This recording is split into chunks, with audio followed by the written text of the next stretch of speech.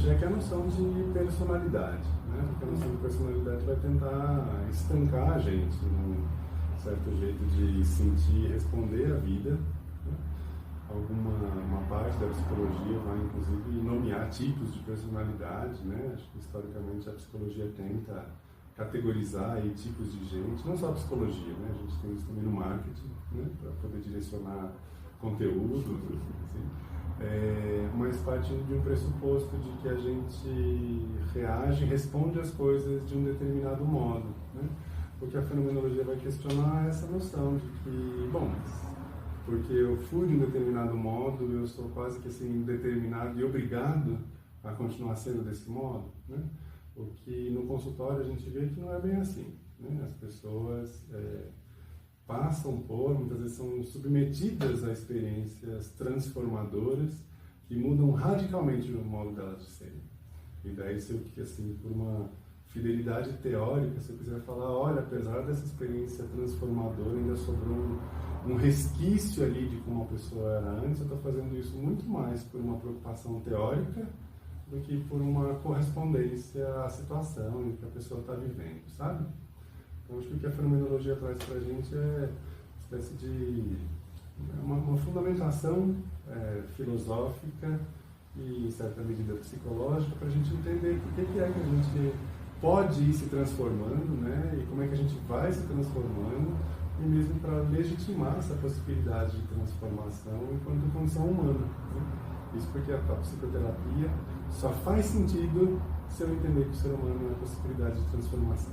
Nesse sentido, a fenomenologia vai ser a psicologia mais honesta e mais correspondente aos fenômenos. Então. Porque se eu não acredito em uma possibilidade de transformação, não teria por que fazer psicoterapia. Né? O que eu vou estar é preso no modo de ser. A fenomenologia é quem vai dizer que a gente é assim, por que a gente é assim, e vai, em certa medida, até preparar como é que são possíveis essas transformações.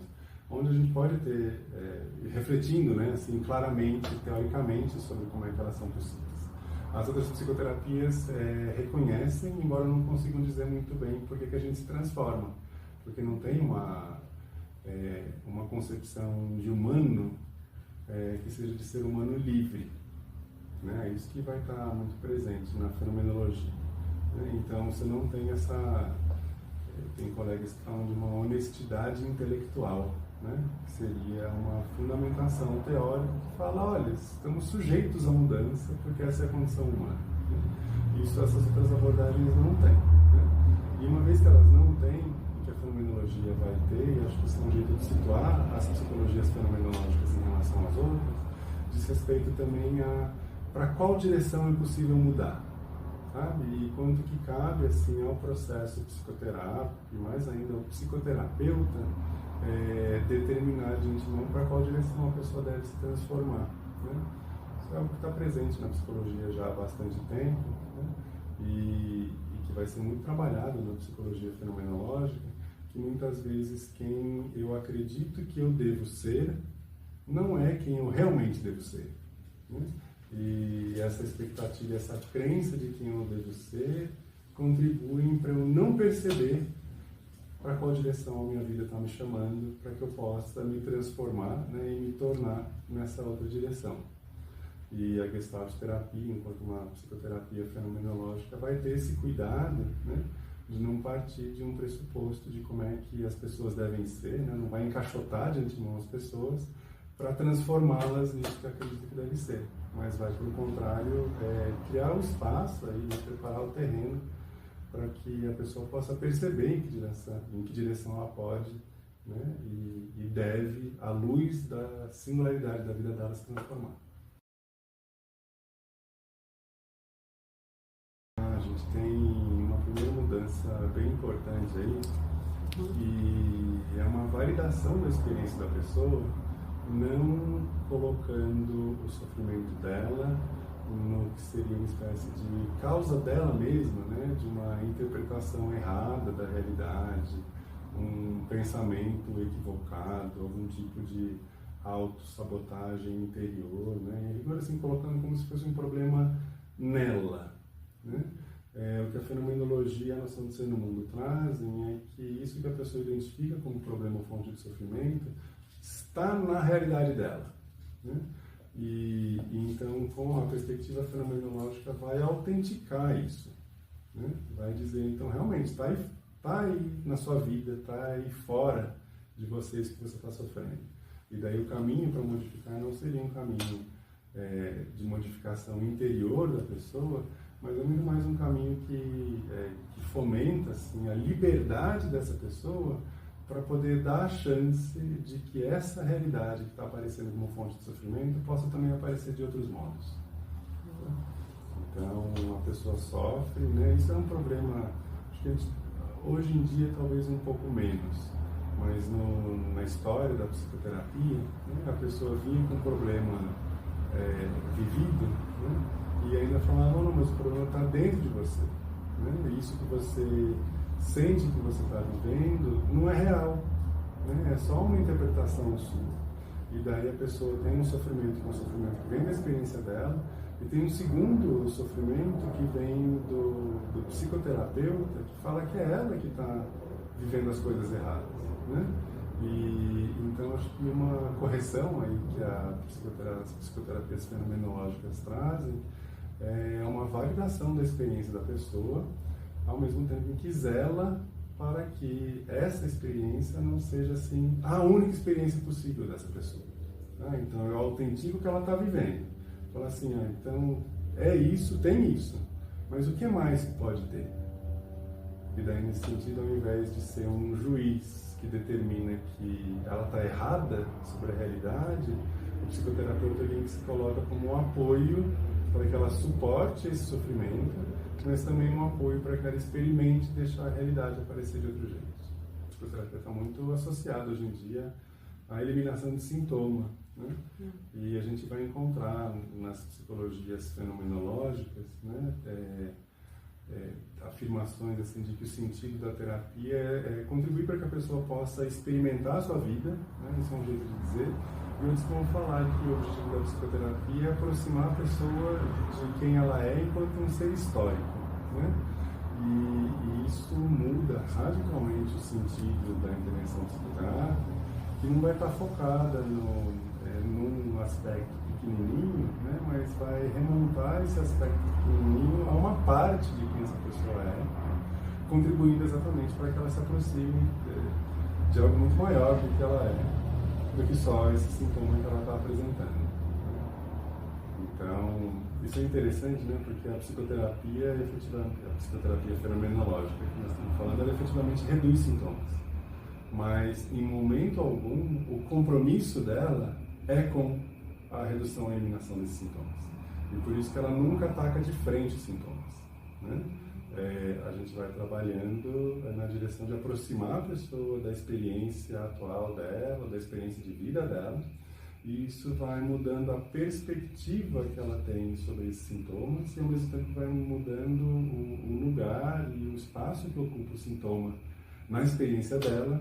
E a hora que a gente muda essa relação do sintoma com o todo da vida da pessoa, a gente está fazendo uma mudança de fenômeno, uma mudança fenomenológica. E o sintoma passa a aparecer de um outro jeito, muitas vezes até deixando de ser sintoma.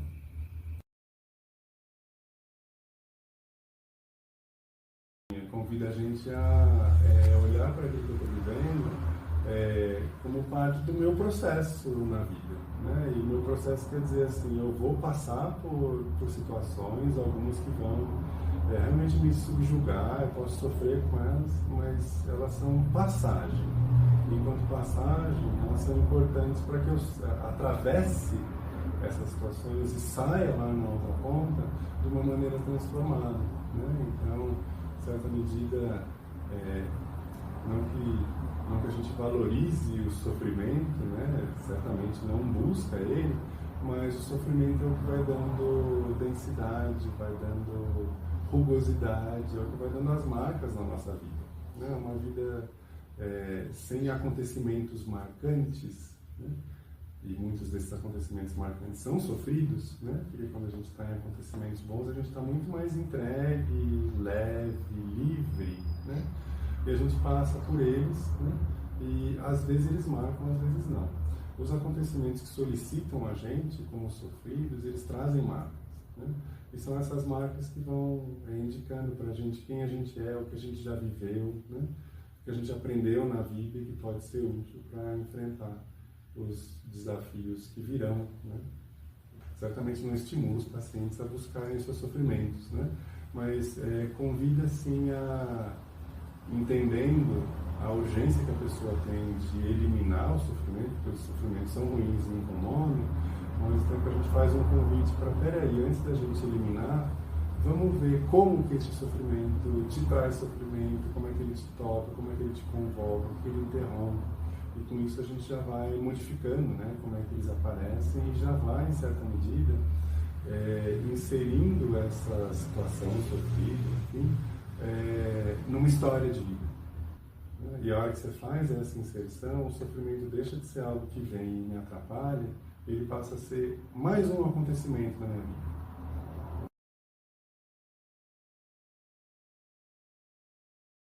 Eu diria que a primeira coisa que eles têm que desaprender é o que tem sido ensinado nos últimos anos sobre como é que você se coloca profissionalmente, né? Então tem um canto de sereia, né, que fala que você precisa se tornar especialista em um determinado sintoma, um determinado tipo de sofrimento, e que você precisa se veicular assim, nas mídias, né, como especialista desse sofrimento, né?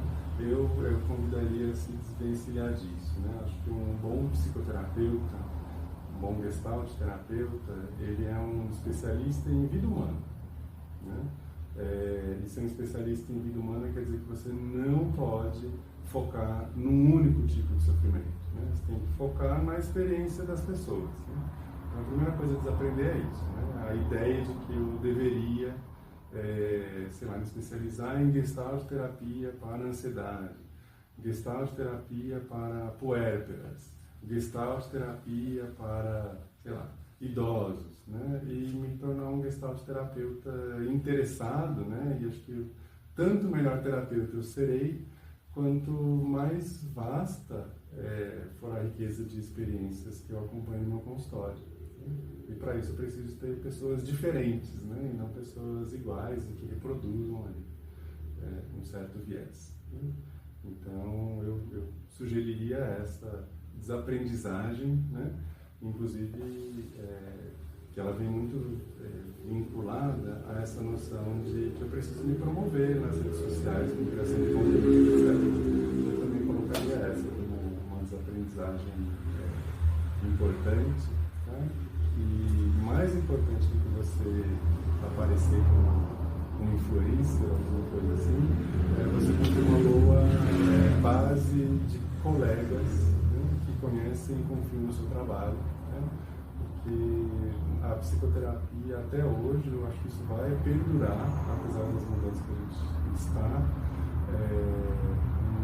Uma boa psicoterapia muitas vezes começa por uma boa indicação de alguém, e uma boa indicação depende de alguém que conhece o meu trabalho. Então, é um colega com quem eu trabalho, faço supervisão, estudo junto, né, e que acompanha, e que sabe como é que eu sou no processo, ou um ex-paciente. Né?